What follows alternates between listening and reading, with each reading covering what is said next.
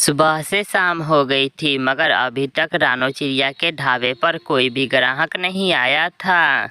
आज का सारा खाना फिर से फेंकना पड़ेगा, कोई ग्राहक आता ही नहीं। मैं बहुत मेहनत से खाना बनाती हूँ, शुद्ध घी और ताज़ी सब्जियाँ इस्तेमाल करती हूँ।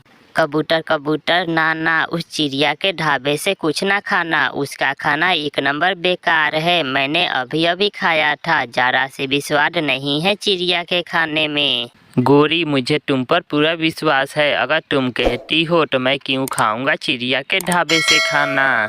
टोंटे टोंटे, चिड़िया का खाना बहुत बेस्वाद है, तुम भूलकर भी उसके ढाबे से खाना ना खा लेना, बहुत बेकार है उसका खाना। कौवे ऐसा क्यों करते थे? वो चिड़िया का ढाबा चलने क्यों नहीं देते थे? क्योंकि वो हर रोज चिड़िया के ढाबे से मुफ्त का खाना जो खाते थे। शाम को गोरी और कालू चिड़िया के ढाबे पे जाते हैं। चिड़िया के आज खाना बिका या नहीं? कोई ग्राहक आया भी है तुम्हारे ढाबे पर या सुबह से बैठी मक्खियाँ ही मार रही हो? कौवे और गोरी, सुबह से कोई भी ग्राहक नहीं आया, मैं तो फालतू ही बैठी हुई हूँ। तो फिर खाना फेंकने से अच्छा है तुम वो खाना हमें दे दो, हम कल की तरह गरीबों में बांट देंगे। ले जाओ कौवे और गोरी, और ये बचा हुआ खाना जंगल के गरीब पक्षियों में बांट देना। कौवा और कौवी वो खाना लेकर चले जाते हैं।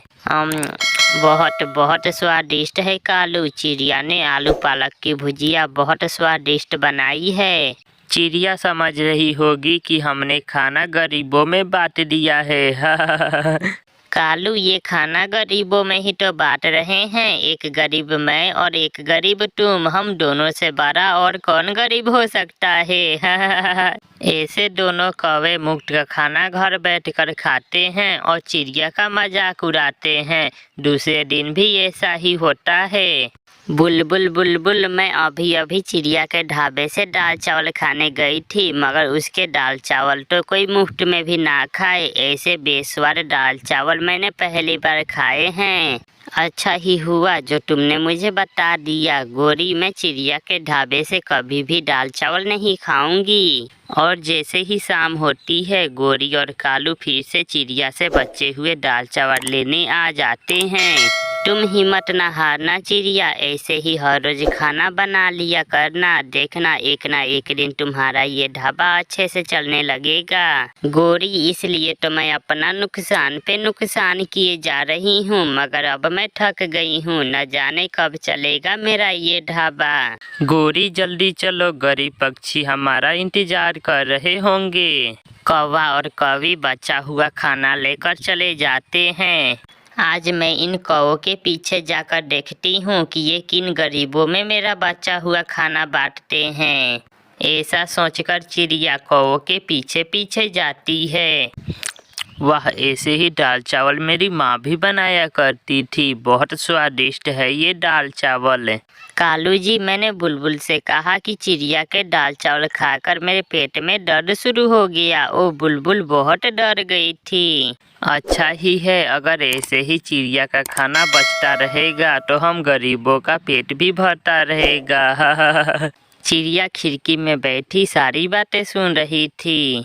तो ये बात है, ये चालाक कौवों की वजह से ही मेरा ढाबा नहीं चल रहा। दूसरे दिन चिड़िया अपने ढाबे पर खाना बनाकर आवाज लगाती है, आज का खाना फ्री में, सबके लिए फ्री में खाना, जो भी आए बिना पैसे दिए खाए।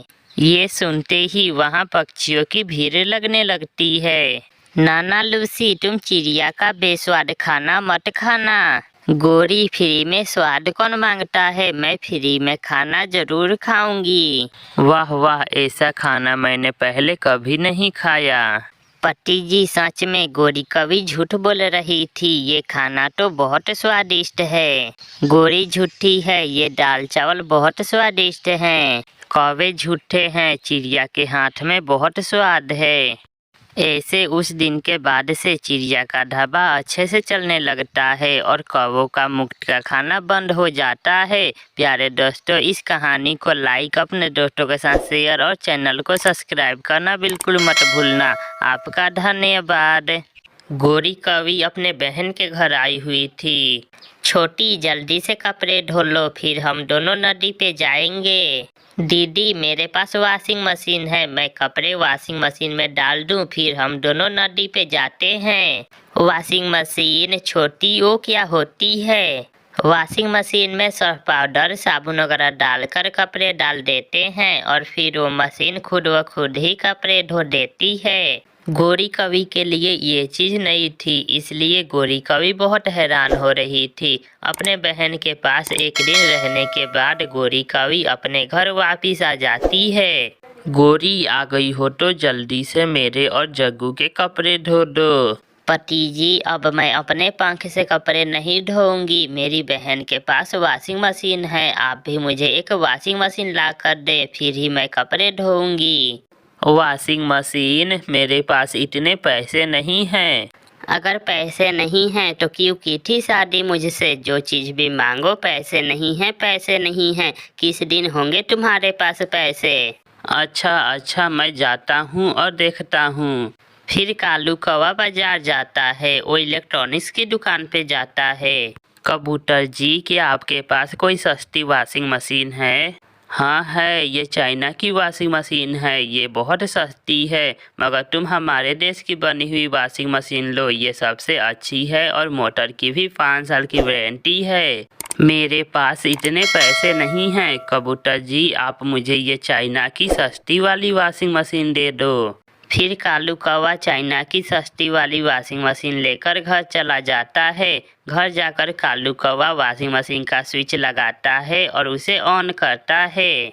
रुको कालू जी, मैं कपड़े और सर्फ डाल दूं, फिर ऑन करना। गोरी जग्गू के कपड़े पहले डालती है और साथ ही सर्फ और पानी डाल देती है। कालू जैसे ही स्विच ऑन करता है, वॉशिंग मशीन से टिक टिक की आवाज़ आती है और एक बार चलकर ही रुक जाती है।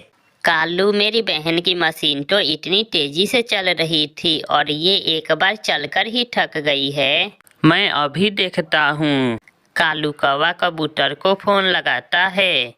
हेलो कबूतर जी, जल्दी आओ, मैं कालू कौवा बोल रहा हूँ। मेरी वॉशिंग मशीन चल नहीं रही, थोड़ा इंतजार करो, मैं अभी आता हूँ। थोड़ी देर बाद कबूतर आ जाता है। ये चाइना का माल है, मैंने कहा था तुमसे अपने देश की वॉशिंग मशीन ले लो, मगर तुमने बात न मानी। अब मैंने ठीक कर दी है। वॉशिंग मशीन चल जाती है और कबूतर चला जाता है। थोड़ी देर बाद वॉशिंग मशीन फिर से रुक जाती है।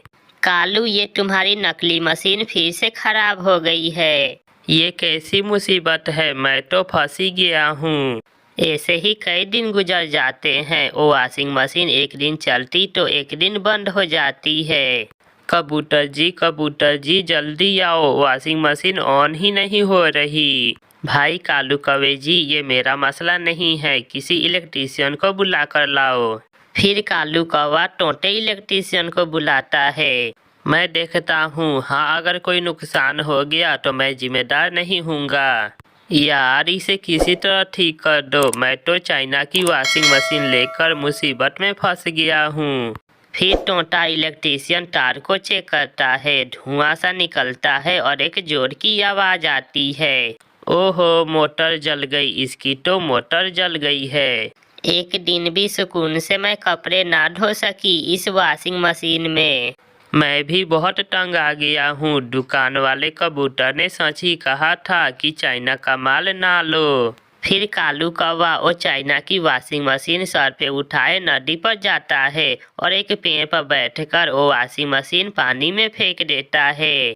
जान छूटी, जो भी चाइना की वॉशिंग मशीन लेगा मेरी तरह ही मुसीबत में फंसा रहेगा। फिर कालू कौवा बाजार जाता है और इंडिया की बनी हुई एक अच्छी वॉशिंग मशीन खरीद लेता है। उस दिन के बाद गोरी भी सुखी और कालू कौवा भी सुखी हो जाते हैं। प्यारे दोस्तों, इस कहानी को लाइक, अपने दोस्तों के साथ शेयर और चैनल को सब्सक्राइब करना बिल्कुल मत भूलें। आपका धन्यवाद।